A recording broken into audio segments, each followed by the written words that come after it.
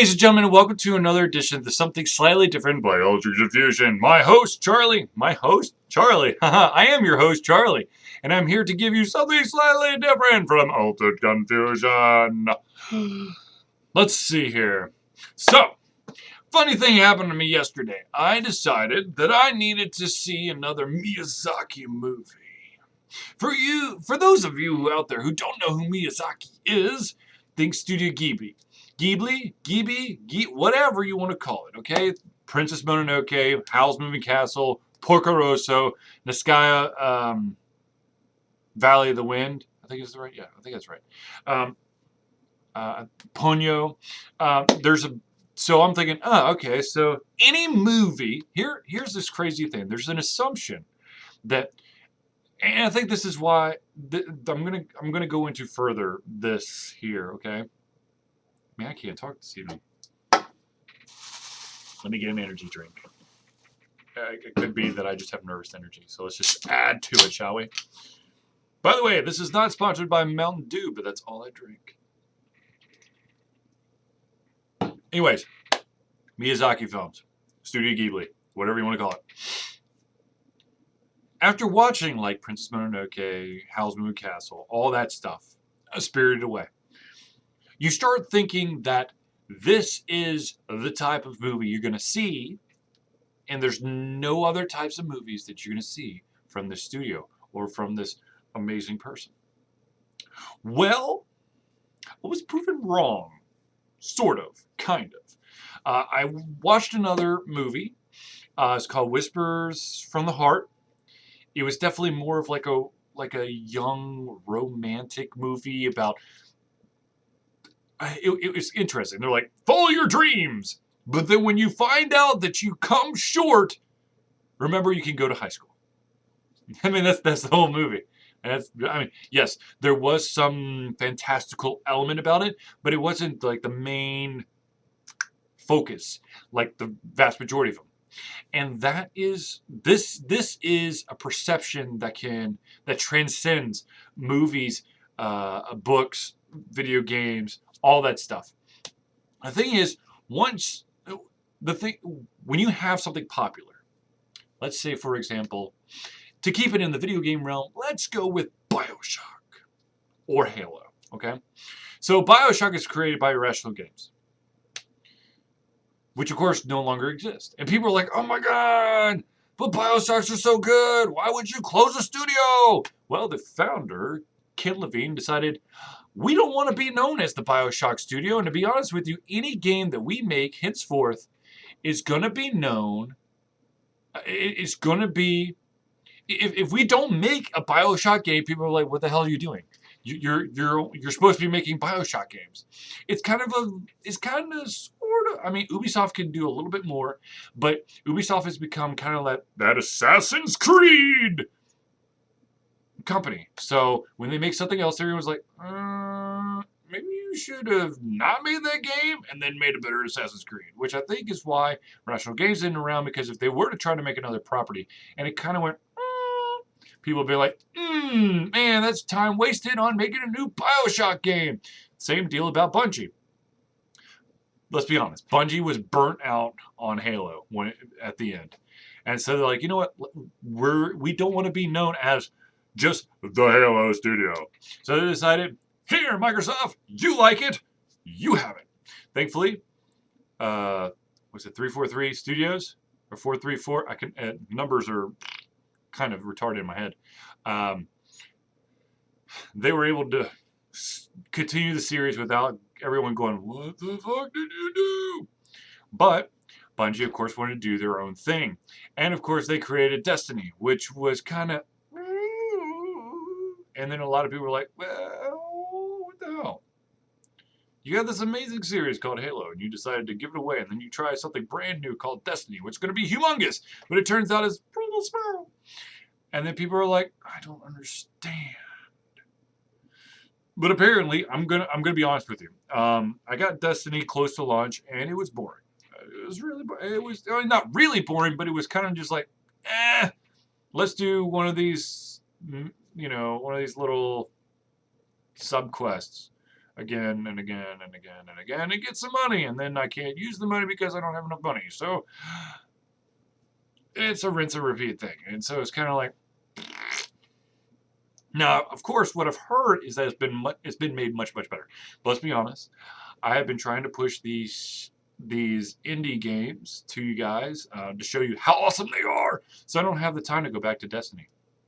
One of these days, I will go back and I will see how much things have changed. Now, of course, in true new video game methods, I bet you all the cool stuff is through a DLC they have to pay for, and that ain't gonna happen because I'm not into that game enough to warrant DLC. Okay, let's see. What else do I have to tell you about? So someone asked me, are you going to be playing Smite? And my answer is yes. Well, sort of. What's your definition of playing?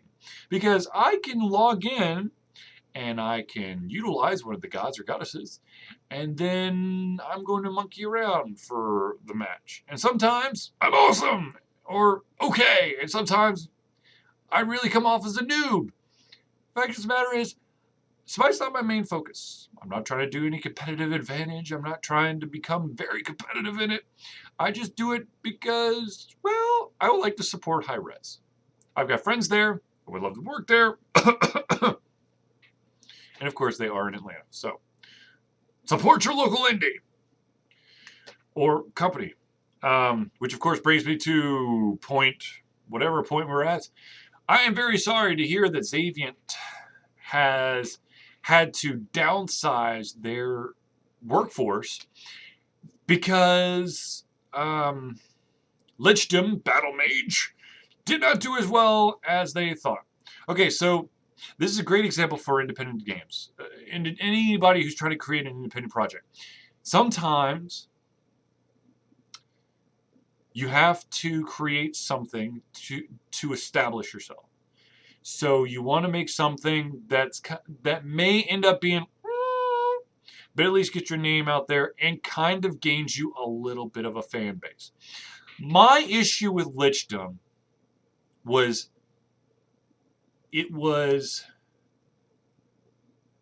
different, but it was just a little too different from the rest of the pack, which of course I'm always for unique stuff, but they had to literally survive on word of mouth. Yes, they had a little bit of a, marketing campaign, whatever, but let's be honest. In the, I think, like half a year that it's out, it's really not going anywhere. And so as a result, they're having to restructure because they can't pay all these individuals the money that they originally thought because they're not getting as much back. And of course, the game is buggy. That is a terrible but true reality for complicated games. Something that has intricate pieces, that adds depth to games. The more intricate the game is, the bigger chance there is for something to go horribly wrong. I'm not saying that Lichdom had horribly wrong things, but they were literally, when they launched the beta, the alpha, the beta, and then the gold, they literally were locked into only that game. They weren't able to delineate anybody off it because, of course, your first big game, you want everyone on board. You want to make sure this thing polishes, it shines in the sun, but you want to make sure that it shines immediately and not continuously down the road because people will drop off like flies. It's that I think it's the first 48 hours, I think, is the biggest for especially independent developers, and then it kind of just goes. Now, of course, there could be a resurgence depending on if somebody big picks up your game and goes, "Oh my God, you should check this out," and then it goes up a little bit and then it'll drop again. So I hope that everyone at Xaviant who got unfortunately laid off, finds work. Be it at any of the local studios, or perhaps you may have to go out of state. Funny story. I was told that there was an NPR, National Public Radio, chit chat about video game individuals who have a degree that's video game developer type thing, and the average salary being like $80,000 in the state of Georgia. I'm here to tell you that that's a pipe dream. That's never going to happen. Because I've actually been in the industry, and I've actually unfortunately had to turn down some jobs of getting back in the industry because it doesn't pay enough. I'm gonna be honest with you. If you're gonna be a QA tester, you're looking at 21 to 26,000 a year. Nowhere near that 80 number. You want to be a programmer? Depends on the level. If you're a junior programmer, it could be anywhere from about 28 to about 36. If you are a regular level programmer, depends on the size of the company. You could be starting at the 26. You could be starting somewhere like at 30. You may make 50, 54 for a programmer. If you are the CEO of the company, absolutely you will surpass that 80,000 mark. But the vast majority of the individuals who are in the game companies, if you were to break down the hours to like pay ratio, it's basically borderline. I don't say minimum wage, but it's not too far off. The fact of the matter is, Georgia has a lot of fledgling studios. The monster that was in Georgia effed up royally. CCP. They screwed the pooch royally on a couple of fronts. One was the World of Darkness MMO that went through 37 iterations before they were like, oh my god, we're out of money because we screwed up EVE Online, and so we're going to close the Atlanta studio completely, which was terrible for individuals like us who were trying to get back in the industry, because CCP was one of those companies that was big enough to have this always constant need to hire individuals. Now, of course, CCP has been replaced by a company that's it's an up-and-comer. It's definitely showing that it has some legs, and that, of course, is Hi-Res Studios, the makers of Smite, which, of course, is the game I just talked about, and I, of course, will be trying to at least log in and do stuff. I'm not going to say play because it depends on the definition. They, of course, had a couple games before Smite. I know that a lot of people have blanked out on some of their early stuff, but there's Global Agenda. Then, of course, they got the license to Tribe Ascend, which, of course, Tribes was an established title that had kind of just gone dormant, and they got it, and then they did it, and then that gained an audience. And then, of course, the Smite thing, because Smite came in, gonna be honest with you, they came out at a great moment for MOBAs, because now everyone has a freaking MOBA. It's true. And so Smite is taking off. I mean, yes, they're not. Are they at the level of League of Legends or Dota? No, but they're number 3. And number 3 out of what's now 27 is not a bad place to be. So Hi-Res is now the big man on campus. Outside of that, Tripwire Studios, which has Killing Floor 1 and 2, and then the Red Orchestra games. Phenomenal, very solid games. But they're not an EA. They're not an Activision. They're not a BioWare. They don't have a plethora of jobs. If you work in a company in Georgia, you're doing it because you love making or helping to create video games. You're not doing it for the paycheck. So this $80,000 thing, I don't know what this entry level developer, it's not a game company. It can't be. So anyways, I may have mentioned this earlier, but there is a game called Pillars of Eternity. Pillars of Eternity was once upon a time called Project Eternity. This is why I didn't know that I had kickstarted Pillars of Eternity, and I found out, I'm like, oh, yeah, I could download it now. It is literally a full-fledged throwback to a game that I grew up with, and actually I never completed the first, the second, or there's other two. Okay, there's a game called Baldur's Gate. There's a game called Baldur's Gate 2. There's a game called Icewind Dale. There's a game called Icewind Dale 2. To be honest with you, I didn't complete any of those 4. You know who did? My dad.